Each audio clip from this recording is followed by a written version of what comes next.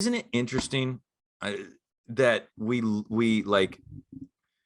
TV shows and complete careers and industries built around going into um, the Egyptian, tunnels, or we find caves with scratchings on them, and we're like, oh my God, we discovered, and look at what it tells us about our ancestors and everything. And that, like, we can, oh my God, that's such a big thing. But in real time, as you and I are creators, people are like, oh, you're an actor? There's a million of those. Oh, you're a writer? You're a director? Why don't you get a real job? It's like, we're the documentarians of human history.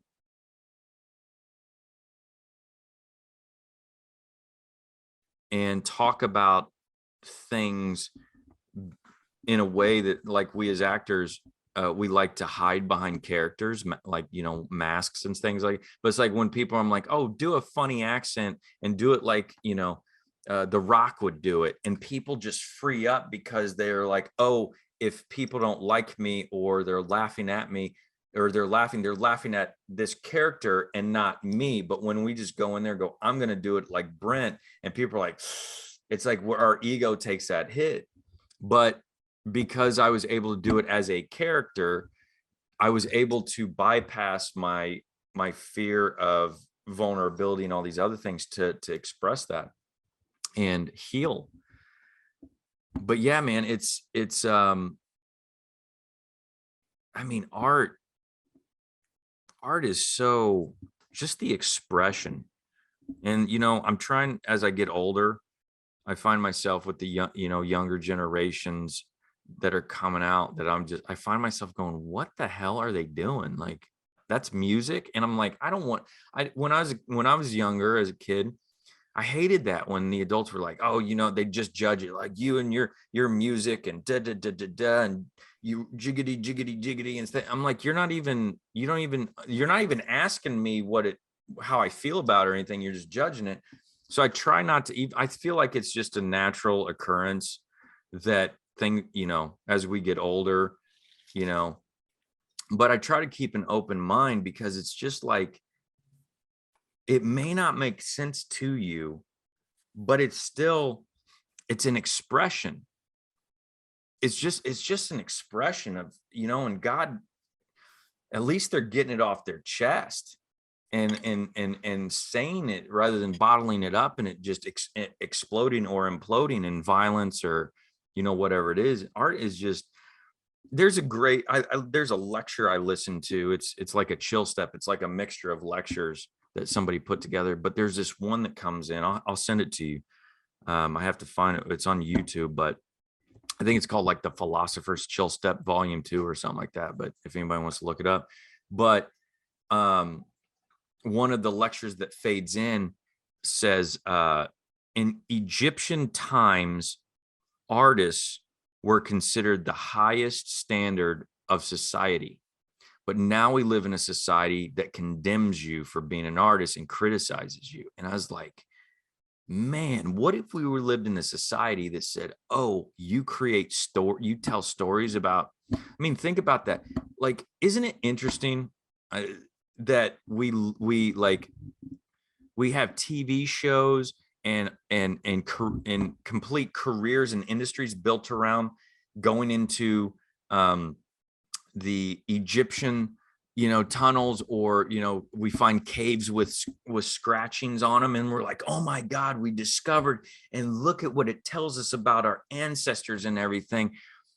And that, like, we can, oh my God, that's such a big thing. But in real time, as you and I are creators, people are like, oh, you're an actor? There's a million of those. Oh, you're a writer? You're a director?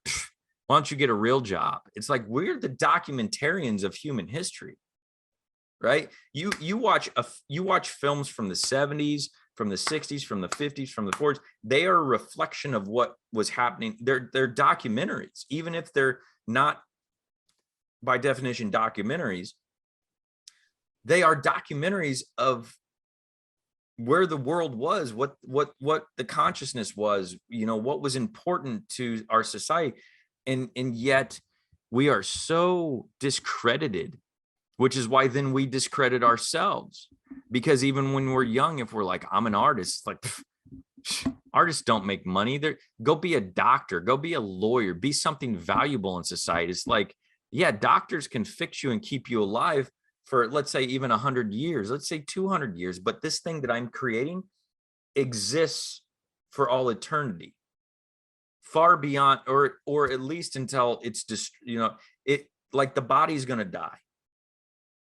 But this recording or this expression, whether it be a poem or whatever, not only, this is like a whole, but not only does it exist in its original form, but it exists in the ripples of influence throughout time.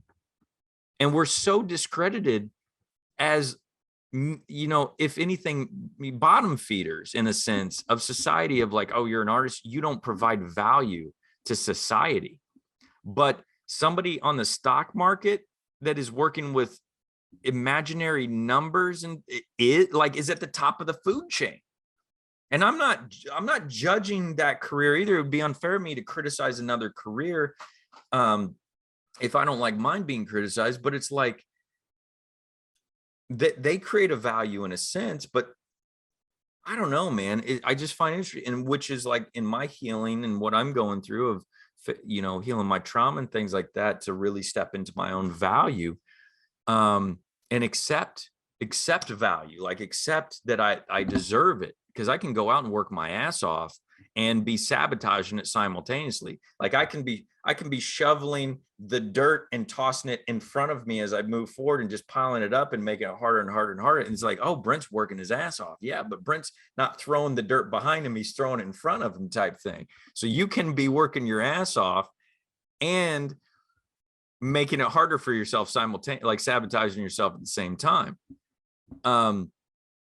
But I think a big part of that goes back to the shame that lies around in being an artist, of feeling. For me, I was a closeted actor for years, from when I was like 6 years old until about 22, 23 years old, when I finally was like, no, I'm an actor. This is what I'm going to go do. But even still, the trauma still lies there. But that's a big chunk of adolescence that I didn't express myself when I was at my most creative, out of shame, because society says this is valuable, that's not valuable. But like, I mean, people back in the day told, I think it was Picasso. Was it Picasso? Didn't sell a painting his entire lifetime until he died. I think it was Picasso. I could be wrong. It was either Picasso or who cut off their ear? Who cut off their ear? Was it Picasso? I think it's Picasso, but if I'm wrong, it's either Picasso or Monet or somebody like that. But they never sold a paint their entire life. They died without ever selling I think the only thing he sold to his brother or something. But then he died, and all his paintings went to his brother, who put it in his attic. And then his brother died, and then his brother's wife, the widow, then started to get rid of them, started selling them, and and became what we know today. But in his lifetime, he was told he wasn't valuable. But yet here we are now, millions of dollars per painting, right? So now it's valuable. So it wasn't valuable back then. Like it had no value then, but it has value now. But look at the impact he's had in, the ripple effect of what he created, how it influenced artists moving forward. And to say that that's not valuable, and we look at the Mona Lisa. You can look at the Mona Lisa, and it tells you everything about that time period, right? The hairstyles, the clothing styles, the technology of the city, or just even technology of being able to create with those paints.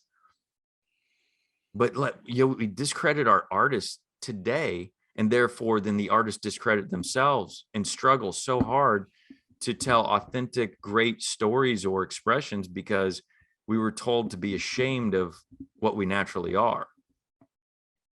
I don't know, that's just a whole rant, but man. And that's where our trauma lies, and that's what holds us back from success. you know, because there's people out there, I see people out there that they're not that talented, that are, you know, they don't work that hard, and shit just falls in their laps. I just saw this quick clip with Sylvester Stallone. He was doing an interview. He's like, I don't know where it came from, but I just always had this like belief that I was better than everybody else. Like, not, you know, and it's a bit of arrogance, but you have to watch the interview to see how he really articulates it. I'm not going to do it justice, but he's like, I just always believed I could do it, you know, and so I went and did it. And it's just a mindset thing. And he immediately, he's like, I'm not the best, you know. Dave Grohl says it all the time. He's like, I'm nowhere near the best drummer or singer or musician. He's like, I just started doing it, and just, you know. So anyways, I just, anybody that's listening to this, I just, you know, I know you're a creative, you're an artist in your own right, whatever that looks like, but, you know, uh, I think society, and maybe that's a big part of, you know, maybe that's a part of where we're shifting to, like you were talking about, Seth, about the transition of the new earth. Hopefully that means we're getting back to where an artist is considered the highest of society rather than the bottom of the barrel, you know?